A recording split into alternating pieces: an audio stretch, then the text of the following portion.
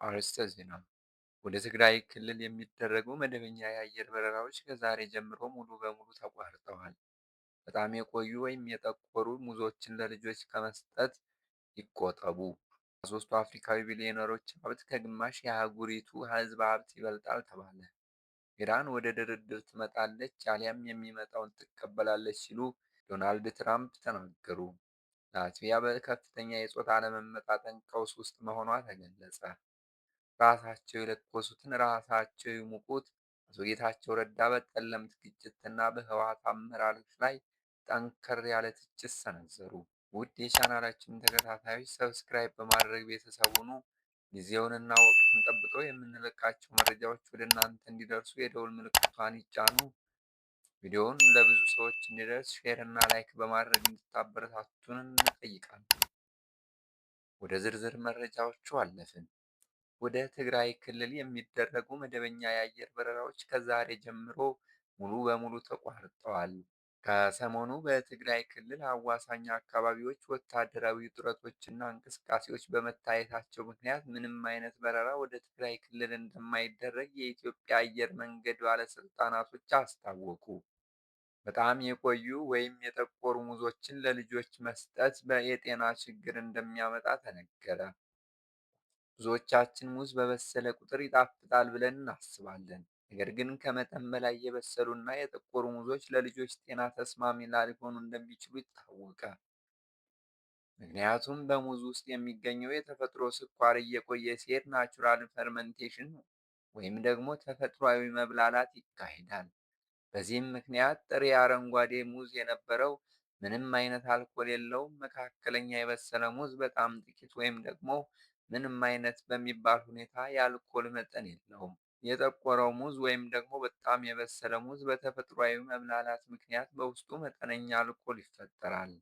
ልብ ሊባል የሚገባው የአልኮል ሙዙ ሲበስል በሙቀት ምክንያት ይበናል። ስለዚህ እነዚህን ሙዞች ለጥሬ አመጋገብ ከመጠቀም ይልቅ ለኬክ፣ ለዳቦ ወይም ለተለያዩ የዱቄት ምግቦች ማጣፈጫነት ቢጠቀሟቸው ይመከራል።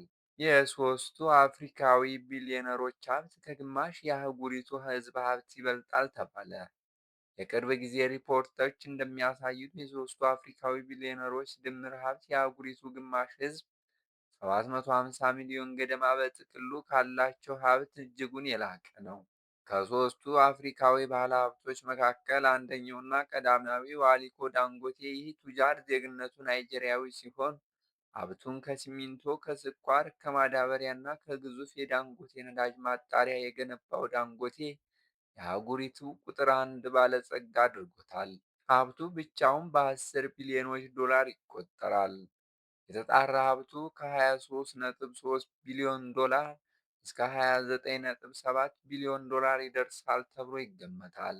ጆሃን ሩፐርት ዜግነቱ ደቡብ አፍሪካዊ ሲሆን እንደ ካርቲየር እና ሞንት ብላንክ ያሉ የዓለም ብራንዶች ባለቤት የሆነው ጆሃን ሩፐርት የግዙፉ የቅንጦት ዕቃዎች ኩባንያ ሪችሞንድ ሊቀመንበር ነው። ሀብቱ በዋነኝነት ከቅንጦት ዕቃዎችና ኢንቨስትመንቶች ይመነጫል። የተጣራ የሀብቱ መጠን ከ14.2 ቢሊዮን ዶላር እስከ 19.4 ቢሊዮን ዶላር ይገመታል። ሶስተኛው ኒኪ ኦፔንሃይመር ሲሆን ይህ ቱጃር ዜግነቱ ደቡብ አፍሪካዊ ሲሆን የዓለማችን አውራ የአልማዝ ኩባንያ የሆነው የዲ ቢርስ የቀድሞ ሊቀመንበር እና በዓለም አቀፍ የአልማዝ ኢንዱስትሪ ውስጥ ትልቅ ስም ያለው ኒኪ ኦፔንሃይመር ሰፊ የረጅም ጊዜ ኢንቨስትመንቶች ባለቤት ነው። የተጣራ ሀብቱ ከ10.2 ቢሊዮን ዶላር እስከ 3.6 ቢሊዮን ዶላር ይገመታል። ኢራን ወደ ድርድር ትመጣለች አሊያም የሚመጣውን ትቀበላለች። ፕሬዚዳንት ትራምፕ። የአሜሪካው ፕሬዝዳንት ዶናልድ ትራምፕ ኢራንን አስጠነቀቁ። በሎዋ ከተማ በተደረገ ሰልፍ ንግግር ያደረጉት ዶናልድ ትራምፕ በነገራችን ላይ ሌላ ቆንጆ የአሜሪካ አርማዳ ወደ ኢራን በፍጥነት እየተጓዘች ነው ብለዋል። ዲፕሎማሲያዊ ጥረቶች በሂደት ላይ ቢሆኑም የአሜሪካ ባህር ኃይል በቀጠናው ግጭት እንዳይከሰት በከፍተኛ ዝግጅት ላይ ነው ብለዋል። ፕሬዚዳንቱ በዚህ ንግግራቸው ኢራን ወደ ድርድር ጠረጴዛ ትመጣለች አሊያ የሚመጣውን ትቀበላለች ሲሉ አስጠንቅቀዋል። አሜሪካ ከቀናት በፊት የዩኤስኤስ አብርሃም ሊንከን የጦር መርከብን ወደ ምዕራብ እስያ ልካለች። ላትቪያ በከፍተኛ የጾታ አለመመጣጠን ቀውስ ውስጥ መሆኗ ተገለጸ። የባልቲክ ሀገር የሆነችው ላትቪያ በአሁኑ ወቅት የወንዶች ቁጥር በእጅጉ በመቀነሱ ምክንያት ለከፋ የማህበራዊና ኢኮኖሚያዊ ቀውስ ተጋልጣለች። በተለይም በቁልፍ የዕድሜ ክልል ውስጥ የሚገኙ ሴቶች ቁጥር ከወንዶች በ80 ሺህ እንደሚበልጥ የወጡ መረጃዎች ያመለክታሉ። ይህ በሀገሪቱ የታየው ሰፊ የጾታ ልዩነት በዋነኝነት የተከሰተው በወንዶች ላይ በሚታየው ከፍተኛ የሞት መጠን፣ በአጭር የህይወት ዘመን የመኖር ዑደትና ቁጥራቸው ቀላል የማይባል ወጣት ወንዶች የተሻለ የሥራ ዕድል ፍለጋ ወደ ውጭ ሀገራት በመሰደዳቸው ምክንያት መሆኑ ተነግሯል። ይህ አሳሳቢ ችግር በአንድ ጀንበር የተከሰተ ሳይሆን በታሪካዊ ግጭቶችና ቀጣይነት ባላቸው የኢኮኖሚ ጫናዎች ምክንያት ለረጅም ጊዜ የተጠራቀመ ውጤት መሆኑን ባለሙያዎች ያስረዳሉ። ሁኔታው በዚህ ከቀጠለ የሀገሪቱን የኢኮኖሚ ጥንካሬ ከማዳከሙም ባለፈ ዜጎች ቤተሰብ ለመመስረትና ዘላቂ ማህበራዊ ግንኙነቶችን ለመገንባት ከፍተኛ ችግር እንደሚገጥማቸው ተመራማሪዎች በማስጠንቀቅ ላይ ይገኛሉ። ራሳቸው የለኮሱትን ራሳቸው ይሙቁት! አቶ ጌታቸው ረዳ በጠለምት ግጭትና በህወሓት አመራሮች ላይ ጠንካራ ትችትን ሰነዘሩ። ጠቅላይ ሚኒስትር አብይ አህመድ የምስራቅ አፍሪካ ጉዳዮች አማካሪና የቀድሞው የትግራይ ጊዜያዊ አስተዳደር ፕሬዝዳንት አቶ ጌታቸው ረዳ የፕሪቶሪያውን የሰላም ስምምነት ተግባራዊ ለማድረግ የተያዙ ዲፕሎማሲያዊ ጥረቶች በግለሰቦችና በቡድኖች የስልጣን ጥም ምክንያት እንቅፋት እየገጠማቸው መሆኑን ገለጹ። አቶ ጌታቸው በፌስቡክ ገጻቸው በትግረኛ ቋንቋ ባስተላለፉ መልእክት ተፈናቃዮችን ለመመለስና ግዛታዊ አንድነትን ለማረጋገጥ በሚል ስም ህዝብን ዳግም ወደ ጦርነት የሚከቱ እንቅስቃሴዎች እየተደረጉ መሆኑን ገልጸዋል።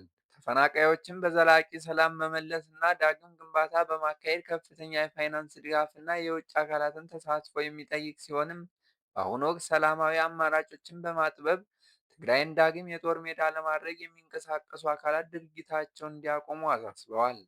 ተጋዳላዩ ህዝባዊ ዓላማ ለርካሽ የፖለቲካ ሸቀጥ እንዳይውል ጥንቃቄ እንዲያደርግ የጠየቁት አቶ ጌታቸው በከፍተኛ መስዋዕትነት የተገኘው የፕሪቶሪያ ስምምነት በሰላማዊ መንገድ እንዲተገበርና ተጨማሪ የሰው ሕይወት እንዳይጠፋ ተጋዳላዩ ተቃውሞውን እንዲያሰማ ጥሪ አቅርበዋል። በመጨረሻም ፖለቲካዊና ወታደራዊ መራሒቱ አሁን የጀመሩትና ወደ ሙሉ ጦርነት ሊያመራ የሚችለውን እንቅስቃሴ በአስቸኳይ እንዲያቆሙ በማሳሰብ ራሳቸው የለኮሱትን ራሳቸው ይሙቁት ሲሉ መልእክታቸውን ደምድመዋል። ውድ ተመልካቾቻችን ለአሁኑ ይዘንላችሁ የመጣናቸው መረጃዎች እነዚህን ይመስሉ ነበር። በቀጣይ በሌላ አዳዲስ እና ትኩስ መረጃዎች ተመልሰን እስከምንገናኝ ድረስ መልካም ቆይታ ተመኘን።